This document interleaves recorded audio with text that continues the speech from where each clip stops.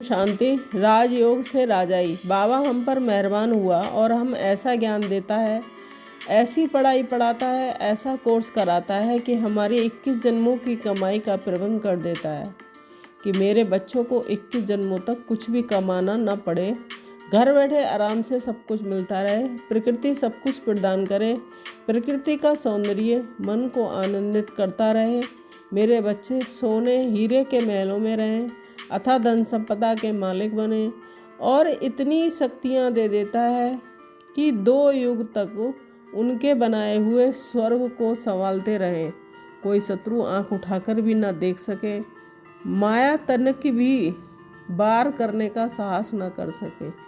सोचो कितना बड़ा भाग हमें मिल रहा है। 21 जन्मों तक कुछ भी कमाना नहीं पड़ेगा, प्रारब्ध मिलेगी, नौकरी नहीं करनी पड़ेगी। विचार कर लें, अपने परिवार की पालन में आप सभी को कितनी मेहनत करनी पड़ती है, बिजनेस धंधों में कितना कष्ट और कितना टेंशन होता है, खाने पीने का भी समय ठीक नहीं मिलता, कितना समय लगाते हैं आप सभी, कितनी मेहनत मन से मेहनत करते हैं, फिर भी परिवार का सुख नहीं मिलता। जिनके कारण सब कुछ करते हैं वह गाली देते हैं, ठुकराते हैं, कष्ट देते हैं, टेंशन देते हैं, और बाबा हमें कितना श्रेष्ठ भाग दे रहा है। विचार करो, राजाई सामने खड़ी है, इसके लिए हम क्या कर रहे हैं, यह इस चीज़ का एहसास ही नहीं है।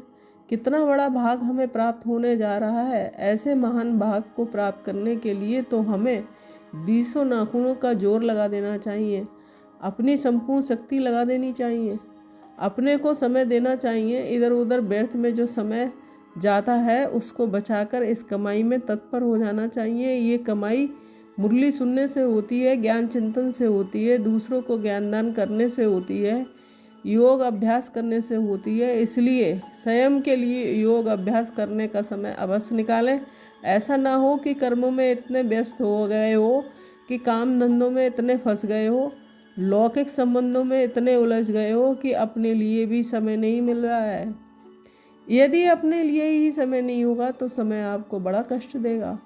इसलिए समय निकालें और घर में बैठकर ही थोड़ा थोड़ा समय भी अच्छा योग अभ्यास अवश्य करें। ज़्यादा टाइम ना हो तो 15-15 मिनट बैठकर 3 बार सारे दिन में सुंदर अभ्यास कर लें।